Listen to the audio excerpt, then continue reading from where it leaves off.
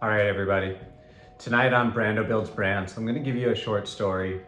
And this story is really for those of you that are coaches yourselves, coaches or teachers of some sort. And more importantly, maybe you're going through a period where you're questioning, when you're going to grow to that next level. When are you going to create the thing that's going to launch you to that next level of being a coach, right? And specifically, to go further, I want to talk about the idea of sometimes when you're a coach, you coach or you guide people that perceivably or actually are already at levels greater than your own success, right? And some piece of imposter syndrome that creeps up. And I gather that if you're here, you're already at a level of coaching that you've generally beat imposter syndrome, right? You've generally beat people pleasing. You're really focused on your craft and you're focused on being the best coach that you can be. You're being the best at showing up genuinely and authentically in all aspects of your life. You're also focused on growing the sales part of your business, because a coach is great, but when you learn sales, you can sell your coaching and you can make a greater impact on your personal life, the life of the people that you love, and on your mentees as well, right? So what this brought me to was this idea of the Sherpas or Sharpa, right? And before he was Sir Edmund Hillary was a New Zealander and adventurer, and he's really worth looking up on his own, right? Because his life is incredible. He completed what a lot of adventurists now call, the three poles. He's been to the North Pole, the South Pole, and to the summit of Everest, right? But in the essence of guiding or being guided or being coached, he had a Sherpa with him when he summited Everest, right? And to tell you about the Sherpas, and particular, this Tenzing Norgay, the Sherpa that summited with Sir Edmund Hillary in 1953. They reached the pinnacle, the top of Mount Everest, the highest peak in the world, right? Well, these Sherpa people live in group clans, and this is where a lot of you as coaches, you have, especially in your early coaching journey, you may have a hard time with like this idea of relevance or credibility, right? Because you're selling services, and often you're selling high ticket services to people, and they're saying, yeah, but what do you know, right? Well, these Sherpa, they moved out of survival, right? They lived in different mountainous regions, and for them, they were affected by their religion, right? And they had a different belief in their, type of Buddhism that they were practicing and living. And when they felt like that wasn't meshing anymore, they felt for their own safety and for their own living up to their authentic truth, they needed to move. And when they decided to move, they moved and they migrated, in the 13th and 14th century, right? Well, what happens now once they move is now they're in Nepal and they're in these territories, and now becomes the next part of their journey, right? Of them as people.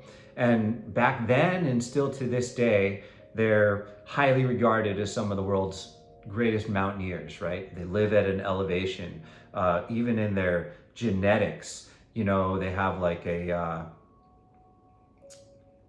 certain alleles like that make them unique to where they live. Like maybe they produce more nitrous oxide in their blood, right? And they have a whole bunch of traditions, both like in shamanic tradition and well, actually that's why they left, is because they were going for a different type of Buddhism pre this other Buddhism that also practiced like this shamanic stuff. Even though I don't know, you know what I mean? I don't know too much, right? And obviously this happened centuries before I existed on this plane, right? So what's important here is that their history and their story was that they were mountain people, right? They're mountaineers naturally. They live at elevation, right? They live in higher elevation. They herd yaks and have a different kind of agriculture. They develop clothes out of, silk and different, pure white fibers that were able to hold up in the harsh conditions, of snow and freezing temperatures. And they developed, strengths for living at such high altitude that they're low oxygen, right? Well, when Edmund Hillary and others of this British expedition, and mind you, he's from New Zealand, but he went with this British expedition, and he was already kind of chosen on his own. And this is important, right? Because oftentimes the people that you're mentoring, the people that you're teaching, they maybe are coming from a corporate world, or they're maybe coming from some place where they have prestigious degrees, right? They have track record at beautiful corporations where they have, made millions of dollars or hundreds of millions of dollars potentially, right? In sales or, progress and profits for certain companies. They've led massive projects, but everyone is the same in the sense of when you don't know what you don't know, you're looking for that edge. You're looking for that, how do I put myself in this place, especially people that are growth minded and live with a growth mindset of, I don't know that yet. I don't know yet how. I haven't yet summited Everest, right? I haven't yet, made my first million. I haven't yet made my first $1 million month. I haven't yet made my first, whatever it is, right? So these Sherpa, and this is another part about it, right? So these Sherpa, mind you, they left on survival. And that's very much like many of you guides, coaches, mentors, teachers. Years back, I took a course that was with Tony Robbins and Dean Graziosi, right? And one of the messages that they were hammering home, day after day was this type of, you're teaching people that are in your shoes a year ago or 3 years ago, right? And at every level that I've coached people, from just promoting, bands and music to, coaching people that are, on a corporate track, right? At every level of that,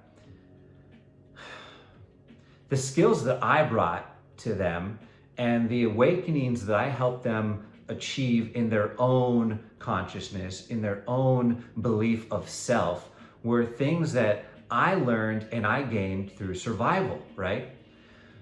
Through survival and my own survival, I learned different marketing skills, right? Through my own survival and needing to, pay bills in a capitalistic world, I learned different sales techniques, right? I chose to study, different financial literature and things like this, right? And mindset and all of this. And this is like a lot of it, so much of it, right? And also this is another, example, because when you're coaching people, a lot of the people that are coming to you for coaching, the reason why they're able and willing and just so eager to hand over large sums of money for high ticket coaching is because A, they already have a winning mindset. B, they're already growth minded. C, they already have tried many things and found, like Thomas Edison says, I found 10,000 ways not to achieve, making a light bulb, right? Light bulb. But on this attempt, I figured it out, right?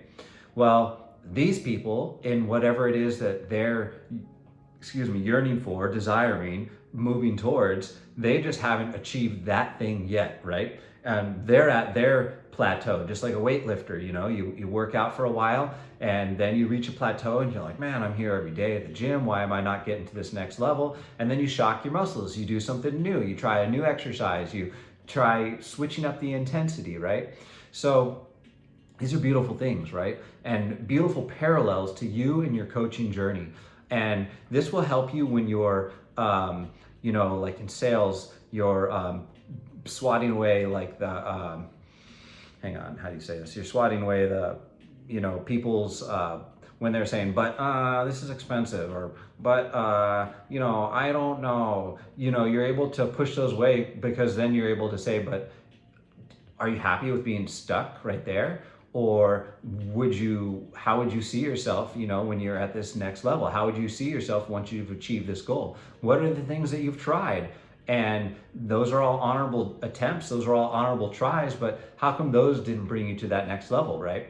And then you get them, primed on that, seeing themselves achieving it and feeling, what does it feel like, Well, so the Sherpas in their survival, they learned how to navigate Himalayas and treacherous mountain ranges. You, in your survival, maybe you learned how to cook and feed yourself properly to deal with diabetes. Maybe you're a woman and you learned ways also to feed yourself and nourish yourself, mind, body, and soul, because you were going through menopause or something.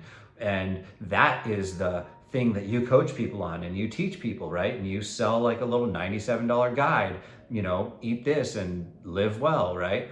And maybe you're a music coach, right? And you teach music and you give individual and group lessons of music, but you grew up from the age of 6 to 32, learning music first in school, and then you went to university for music and you played in 2 or 3 bands or ensembles. You've done recitals and solo recitals, and you've been lead chair in these different places. And then you opened up your own music school. And once you opened up your music school, financially, it didn't give you everything you got, even though you were fulfilled as a music teacher and seeing people light up with the gift of music. And then you decided to get into coaching for yourself, and you started coaching online. You started coaching more one-on-one or one-to-many, right? Or you started selling courses or webinars where your music was able to go to more people and you were able to earn more from that coaching.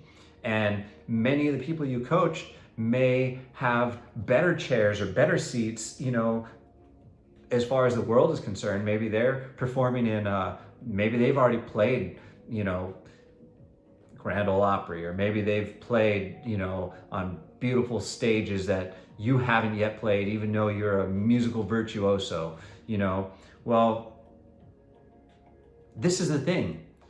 Many of those things you learn to survive. And some of that survival may just be that your passion is so strong that you need to dribble this basketball every day. That's what sets your soul on fire, is dribbling the ball or picking up that violin and playing violin, right? The next person, they maybe came from good stock or a good background. They had all the opportunity, right? They had the finest coaches, they had the best equipment, they got to go to the best schools, they had opportunities to be on all these places, and they want more, right? And they often want a feeling that you have because you got it out the mud, right? You got it out the mud. And with that comes a confidence and a poise and a sort of just knowingness that other people can feel when you enter a space, right? They know, that one's a leader. That one knows something. I want to pay attention to that one. I want to learn from that one. And they pay you for this, right? So it's just a weird paradox, right? And I just want to encourage you to keep going and keep coaching. And if you're looking for that next breakthrough, just know that you might be a Sherpa, You might be a mountaineer that by necessity learn to navigate in the highest rarefied air type scenarios and places. And that is your gift. That's your inherent gift. It's on the inside, but you earned it. You earned it through the school of hard knocks. You earned it through life testing you. And you earned it through you passing those tests and showing up, day after day, week after week, year after year, and giving it your all, plus more, and you just earned it. And before you figured out sales, and before you figured out marketing, and before you figured out the rest, you were still that guy. You were still that lady. And you still are. And this is why when you get on the one-on-one calls or whatever, they know you're that guy. They know you're that lady.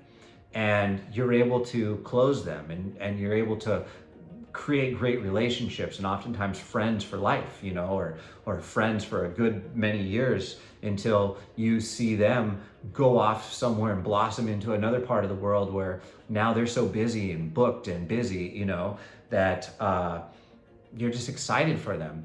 And now you follow up with each other here and there in emails or phone calls and stuff, and you share congratulations of milestones that you each are achieving in your own spaces. So that's kind of the message today. I love you all. I know that you love other people, and that's why you coach. I know you love seeing other people win, and you love seeing other people succeed, and you love seeing other people achieve more than they believed in themselves when they met you. And so for all of you that are coaches of some sort, mentors, instructors, big brothers, big sisters even, you know what I mean? For any of you that are out there serving your community, serving humanity, serving other people in the sense of giving your knowledge to others to help them get to their next level, I see you. I know your struggles. I honor them, namaste, right? Like the teacher in me sees the teacher in you. And keep going, because the students need you, whether they're younger than you, older than you, less accomplished and bright-eyed looking at you, or seasoned, veterans of their craft. But they come with that not yet mindset. They come with that growth mindset that says, I want to sharpen my edge. I want more. And I believe in you. And let them believe in you, because what they believe in you is what everyone else sees in you. And oftentimes they saw your potential before you did. And even as a coach and someone, and this is why I bring it up in the space of the imposter syndrome, which I know many of you are much past that, but you're still human. And when you're overcoming objections, that's what I was talking about earlier, overcoming the objections, that's one of those things. And this can be a reminder, and maybe this becomes a story that you can share, because the Sherpa people, and this is another thing, those Sherpa, they were often, and likely still to this day, underpaid and undervalued, right? And I know it's better now, but even a few 10 years ago, I think they were making maybe like $5,000 for a couple months period of treks up and down these mountains and guiding people. And the mountaineers that would come from the Western world and pay money and often wear oxygen and all of this, they might go up some of these real heavy parts 2 or 3 times, while these Sherpas are going 30 times, 35 times, because they're lugging all the gear. They're often lugging luxury gear that costs more than they're making in a season, right? And that's a whole nother story. And if you're interested in that, it's worth looking up the people and the culture and mountaineering and adventurers for that matter, because adventurers are always inspiring, the things that they do. And you guys are equally inspiring, because you're helping the world, you're helping other people. And what you're doing when you're coaching is you're seeing the gifts, the spark, the love in someone else's heart, and you're seeing past where the world has made it cold and hardened them or given them unbelief. and you're chipping away the stone and warming that, bosom of just goodness, that warmth of heart, and you're reflecting their radiance back to them. So that way they reignite the passion and they reignite the flame within to get to the next place that they desire. So if you're coaching, keep going, keep coaching. I love you, and I hope you have a great day. Please like, subscribe. Brando Builds Brands. I'll put a link or something in the corner, one of the places. Keep going.